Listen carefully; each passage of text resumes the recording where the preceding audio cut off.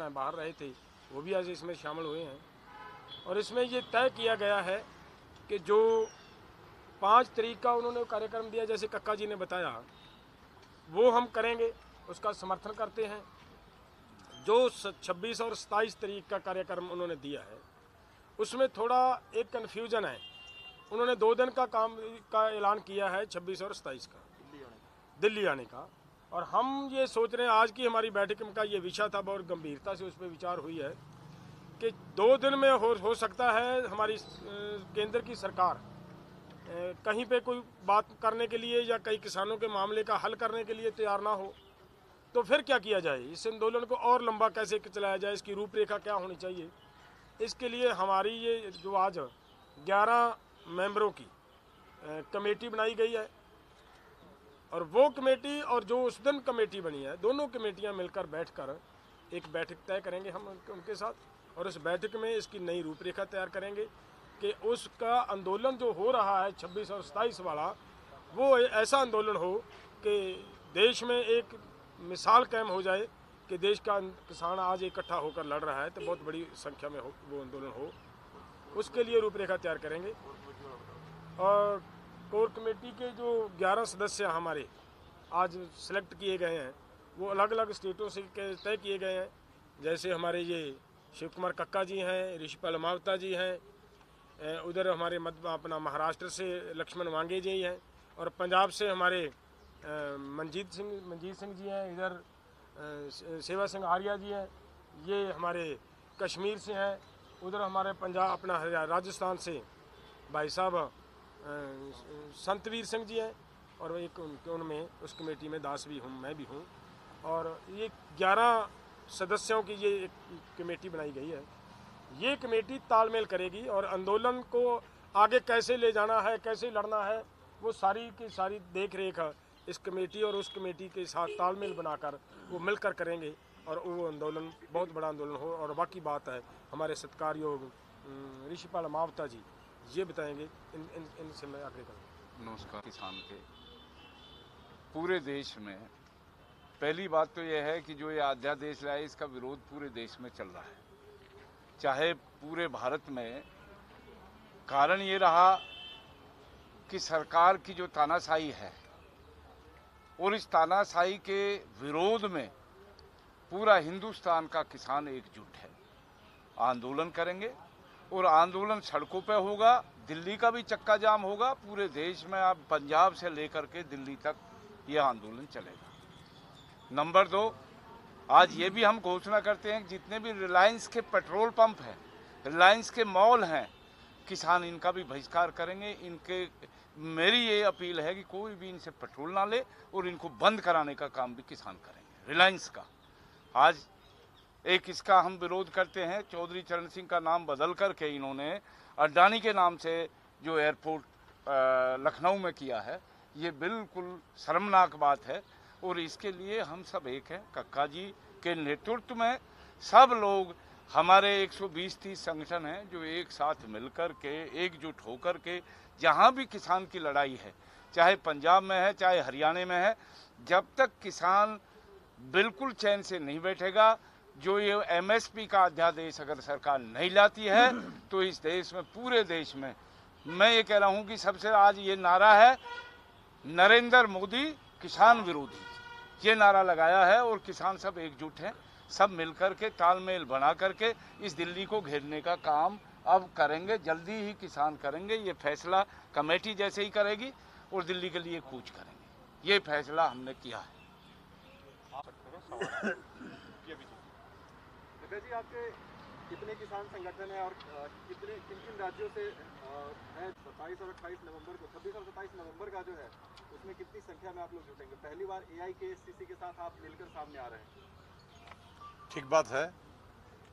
आज जो हम संदेश देना चाहते हैं पूरे देश को, वो संदेश बहुत स्पष्ट है कि भारत का संपूर्ण किसान संगठन आज एकजुट होकर ये जो 3 अध्यादेश है, जो डेथ वारंट के लिए कहा गया है, इसके खिलाफ जिस स्तर पर लड़ाई लड़ना पड़ेगी लड़ेंगे। हमारे साथ जितने भी संगठन राजनीतिक हैं पूरे देश के, वो एक साथ हैं, और हम ऑल इंडिया किसान कोऑर्डिनेशन कमेटी के साथ में मिलकर दोनों कंधे से कंधा मिलाकर इस लड़ाई को लड़ेंगे। अब सरकार आप पर ये आरोप लगाती है जी, जो भी किसान संगठन इसका विरोध कर रहे हैं उन पर आरोप लगा रही है कि आप लोग बिचौलिए के बिहाफ में काम कर रहे हैं जी, जबकि आप अब 500 से ज्यादा किसान संगठन इस संघर्ष में जुड़ जाएंगे। जी। इस पर आपकी क्या टिप्पणी? देखिए, सरकार का तो काम ये है, हम पहले कांग्रेस का विरोध करते थे तो हम पर आरोप था कि हम संघ के आदमी हैं। अब हम संघ का विरोध करते हैं बीजेपी का तो बोल देते हैं कांग्रेस के आदमी हैं। तो ये तो आरोप प्रत्यारोप लगते रहेंगे, क्योंकि जो व्यक्ति काम करेगा, हम किस बिचौलिए के बीच में काम कर रहे हैं उसका सरकार नाम उजागर करे। ये सरकार जुमलेबाजी से नहीं चलेगी ना कि साहब अध्यादेश बहुत अच्छा है, इसमें बड़ा फायदा है। हम प्रधानमंत्री जी से, कृषि मंत्री जी से डिबेट करने को तैयार हैं। अगर मैं जरा सी भी नैतिकता है तो हमने डिबेट करें वो कि किस बात की बात बोल कर रहे हैं आप। हम बताते हैं कि डेथ वारंट से कम नहीं है ये जो 3 अध्यादेश है।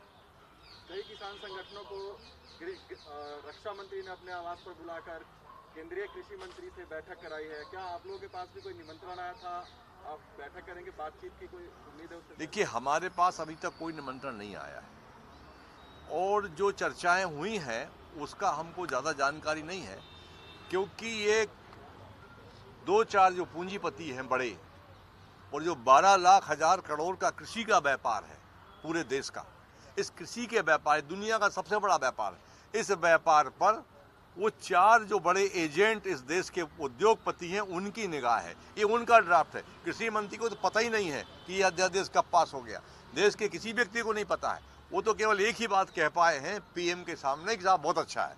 पर अच्छा क्या है ये हमने दिल्ली में जब गिरफ्तारी दी थी पिछले बार, तो गिरफ्तारी में हमने कहा था कि भाई ठीक है, आपने इतने सारे पेज में अध्यादेश लिखा है, गारंटी, पीएम ने ट्वीट किया कि हम गारंटी देते हैं समर्थन मूल्य पर खरीदने की, तो एक लाइन आप कानून में जोड़ देना कि हम गारंटी दे रहे हैं समर्थन मूल्य पर क्रय करने की। हमारा झगड़ा पहले अध्यादेश में खत्म हो जाएगा। तो सरकार अपने कानून में क्यों नहीं गारंटी देना चाहती? सरकार की नीयत में खोट है। ਧੰਨਵਾਦ ਸਾਹਿਬ, ਇੱਕ ਸਵਾਲ ਹੈ ਕਿ ਪੰਜਾਬ ਯੂਰੀਆ ਡੀਏਪੀ ਉਹਦੀ ਕਿੱਲਤ ਵੱਧ ਰਹੀ ਹੈ। ਕੈਪਟਨ ਅਮਰਿੰਦਰ ਸਿੰਘ ਦਿੱਲੀ ਪਹੁੰਚ ਰਹੇ ਨੇ, ਉਹ ਵੀ ਧਰਨਾ ਦੇਣ ਦੀ ਗੱਲ ਕਰ ਰਹੇ ਨੇ ਕਿ ਅਸੀਂ ਧਰਨੇ ਤੇ ਬੈਠਾਂਗੇ, ਰਾਸ਼ਟਰਪਤੀ ਸਾਨੂੰ ਸਮਾਂ ਨਹੀਂ ਦੇ ਰਹੇ। ਉਹਨੂੰ ਕਿਵੇਂ ਦੇਖਦੇ ਹੋ? ਦੇਖੋ, ਪਹਿਲਾਂ ਬਹੁਤ ਲੰਬਾ ਸਮਾਂ ਕਰੋਨਾ ਦੇ ਦੌਰਾਨ ਇਹ ਬੰਦ ਰਹੀਆਂ ਰੇਲ ਗੱਡੀਆਂ, ਕੋਲਾ ਨਹੀਂ ਘਟਿਆ।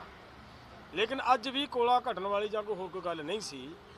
ਅਸੀਂ ਰੇਲ ਗੱਡੀਆਂ ਜਿਹੜੀਆਂ ਕਿਸਾਨਾਂ ਨੇ ਛੱਡੀਆਂ, ਉਹ ਇਸ ਗੱਲ ਦੇ ਉੱਤੇ ਜਿਹੜੀਆਂ ਮਾਲ ਗੱਡੀਆਂ ਛੱਡੀਆਂ ਗਈਆਂ ਸੀ ਕਿ ਇਹਨਾਂ ਨੇ ਸਾਡੇ ਅੰਦੋਲਨ ਨੂੰ ਬਦਨਾਮ ਕਰਨ ਵਾਸਤੇ ਸਾਡੇ ਕਿਸਾਨਾਂ ਦੇ ਵਿੱਚ ਇੱਕ ਤਰ੍ਹਾਂ ਦੀ ਅਫਵਾਹ ਫੈਲਾਈ ਜਾਣੀ ਹੈ ਕਿ ਤੁਹਾਨੂੰ ਖਾਦ ਇਸ ਕਰਕੇ ਨਹੀਂ ਮਿਲਦੀ ਕਿਉਂਕਿ ਕਿਸਾਨ ਰੇਲਵੇ ਲਾਈਨ ਤੇ ਬੈਠਾ ਹੈ, ਖਾਦ ਆ ਨਹੀਂ ਰਹੀ।